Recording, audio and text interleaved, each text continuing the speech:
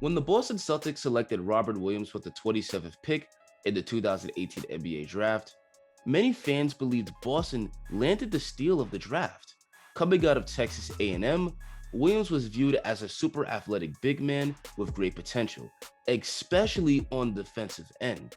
While it was known that he was super talented, scouts knew that Robert Williams' game was still pretty raw and that he needed to improve his motor and IQ on the court, which is why he got taken so late in the draft. Unfortunately, Williams' NBA career got off to a rocky start. In fact, he earned the nickname the Time Lord because he missed the first team meeting because he overslept, and he missed his first team practice because he missed his flight. Not the greatest way to begin your NBA career. His first year, Williams barely got on the floor because he was playing behind Al Horford and Aaron Baines. In his second year, again, minutes were hard to come by because he was playing behind Daniel Tice and Enes Kanter. It also didn't help that he had to miss a huge chunk of the season with a hip injury in his second year. Williams only played a combined 62 games between his first and second year in the NBA. While his first couple of years were pretty underwhelming, Williams did show flashes of his potential, especially in the Orlando bubble. While the flashes were there, Williams still struggled with some key areas of the game, like positional awareness and staying out of foul trouble and not going for every pump fake, which is pretty common of most young bigs in the NBA. For this season, Williams is finally starting to break out. Even though this year for the Celtics has been mostly a disaster, Robert Williams has been a key bright spot. Recently, Robert Williams' minutes has been going up with Daniel Tice traded and Tristan Thompson injured. The Celtics have needed Williams to really step up, and he's blossoming before everyone's eyes. So how exactly is Williams blossoming for the Celtics? I'm going to break that down in this video. But before we continue, please like the video and subscribe as it really helps my channel grow. Now let's continue. For starters, Williams is proving to be a great defender. He's 6'8" with a super long 7'6" wingspan and a 40-inch vertical, which makes him incredibly difficult to score over at the rim. Driving players regularly get their shot rejected when they challenge Williams. Williams' 1.8 blocks per game ranks 6th in the entire league, an impressive feat for a player only getting 17 minutes a game. What's even more impressive is that if we look at his per 36 numbers, he's getting close to 4 blocks a game. At just 23 years old, Williams is already one of the best rim protectors in the league.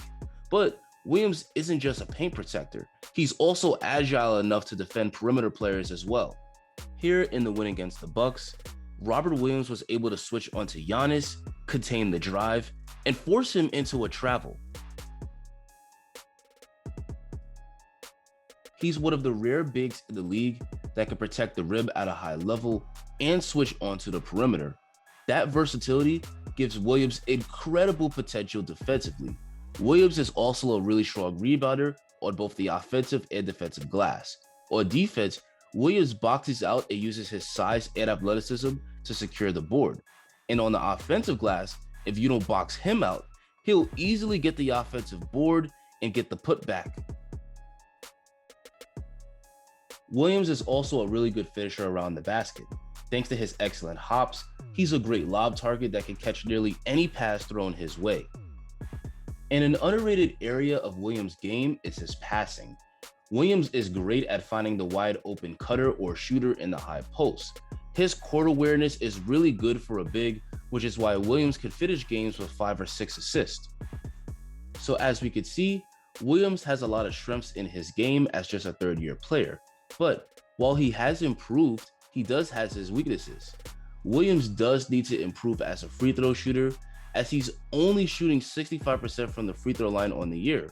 He's a great finisher, but it would take his game to the next level if he could develop a decent mid-range jump shot. As of right now, Williams barely has any shooting ability to speak of. Furthermore, while Williams is a good passer, he has a tendency to force passes, which leads to turnovers. This is why his turnover average is nearly the same as his assist average. But if Williams could continue to improve and expand his offensive game, the sky is truly the limit for him. I can easily see Williams as an all-star big man similar to Bam Adebayo. Just like Williams, Adebayo is another undersized center who's really great on both ends of the floor and really skilled as a passer.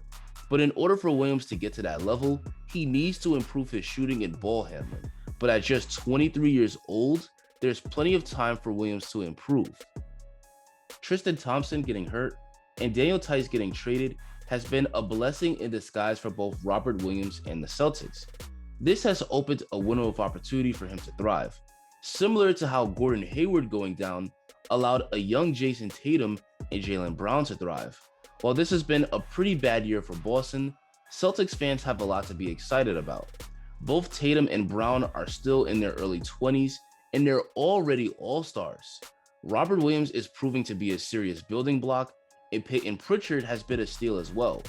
The Celtics have a very good young core. Danny Ainge just needs to do a better job of putting the right talent around these guys over next offseason. But anyway, guys, that's going to be the end of the video.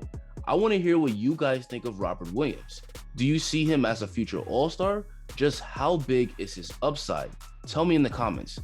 Thanks for watching and enjoy the rest of your day.